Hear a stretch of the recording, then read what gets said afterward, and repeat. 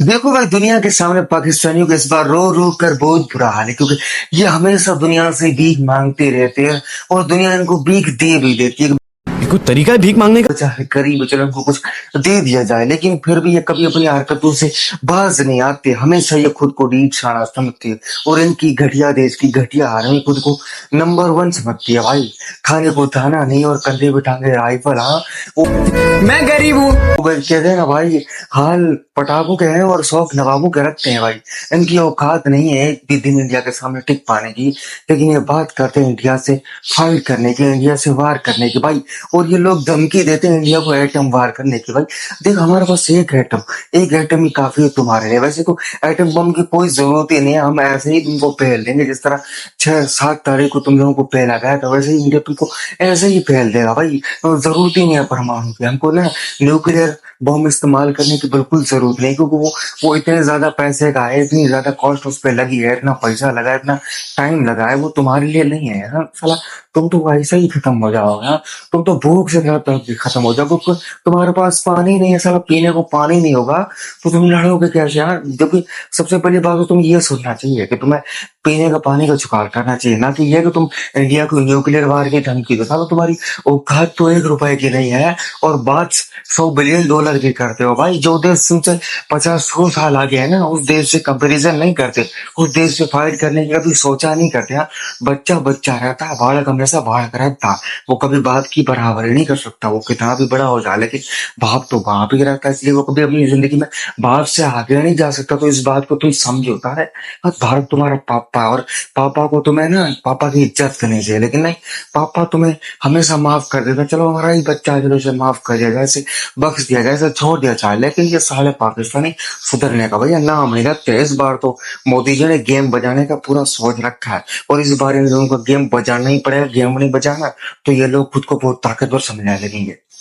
और हाँ भाई, गेम से याद है, इनके तो आर्मी चीफ ही भाग, जो कि वो कभी नजर ही नहीं आया। जिस दिन से वार हुआ है ना, जिस दिन से उसको लगा है कि इंडिया इस बार छोड़ेगा नहीं, उसका गेम बजा डालेगा, पता नहीं कौन सी बिल में बेचारा जाके छुप गया, क्योंकि उसके पास कहने को एक भी शब्द नहीं है। वो गजब बेइज्जती है।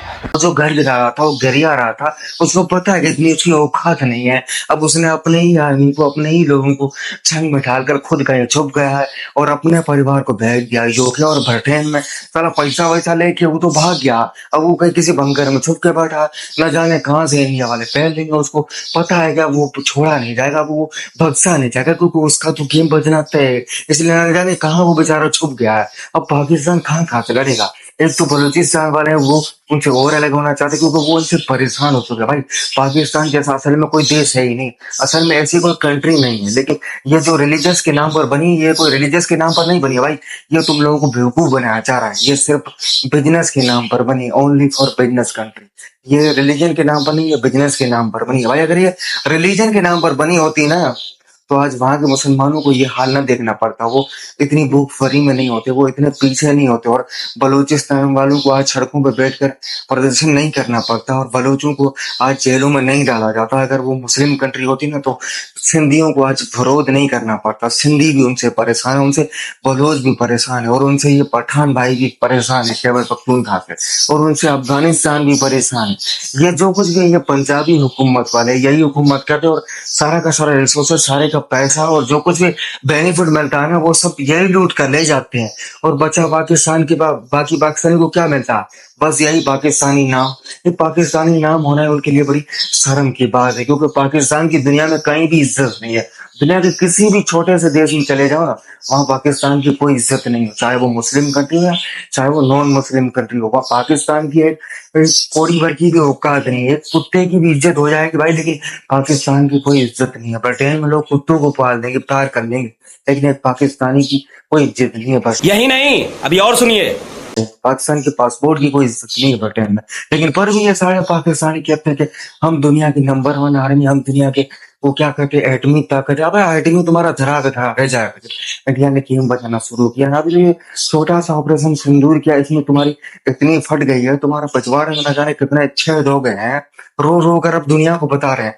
अब ये सऊदी अरब और टर्की से कह रहे हैं कि देखो जी मस्जिद पे हमला कर दिया, ये तो हम मुसलमानों पे हमला कर दिया। लेकिन अफगानिस्तान ने कह दिया कि मुसलमानों पे हमला नहीं, ये दीन का मसला है ही नहीं, ये रिलीजियस वार नहीं है। लेकिन पाकिस्तान इसे रिलीजियस वार बनाना चाहता है और रिलीजियस वार बनाकर सऊदी अरब से, टर्की से, अफगानिस्तान से इन सबसे मदद लेना चाहता, पैसा लेना चाहता। जो हमेशा इसकी फितरत में रहा है ना, हमेशा वही स्ट्रेटेजी ये इस्तेमाल करता है। इसको पता है ये भारत के सामने टिक नहीं सकता, इंडिया इसको पहल लेगा, इसका गेम बजा डालेगा। तब ये सऊदी अरब के पास जाकर कहता है देखो मुसलमानों पर अटैक हो रहा है, तो ये रिलीजियस वार नहीं है। देखो हमारी आर्मी के ऑफिसर सोफिया कुरैशी, देखो वो मुसलमान है, वो कोई और नहीं थी। अब इसको पहला है ना, भाई शर्म की बात तो तब होगी जब दो तो महिलाओं ने इसका गेम बजा डाला। सोचो अगर हमारे इंडिया के अगर मैन अगर इसका गेम बजाने पर आए तो इसका क्या हाल होगा।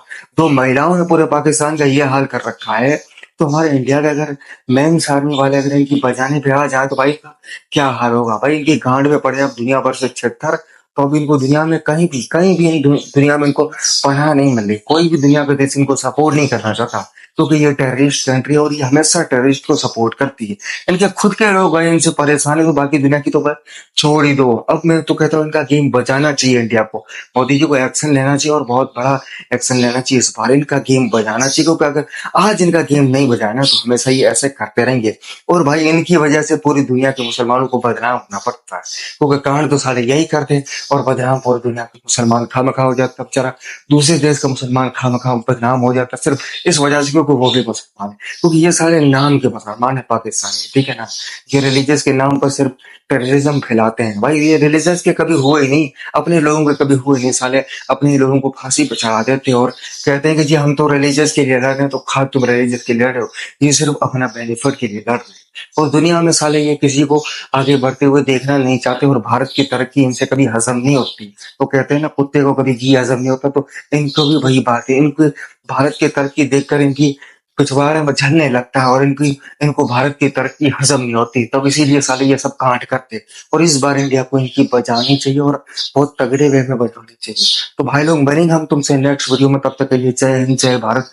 चैनल को लाइक सब्सक्राइब करके जाना, ताकि नेक्स्ट वीडियो में हम और तगड़ा रोस्ट करेंगे और तगड़ी तरह से इनको पहनेंगे और बहुत बुरी तरीके से इनकी बचाएंगे।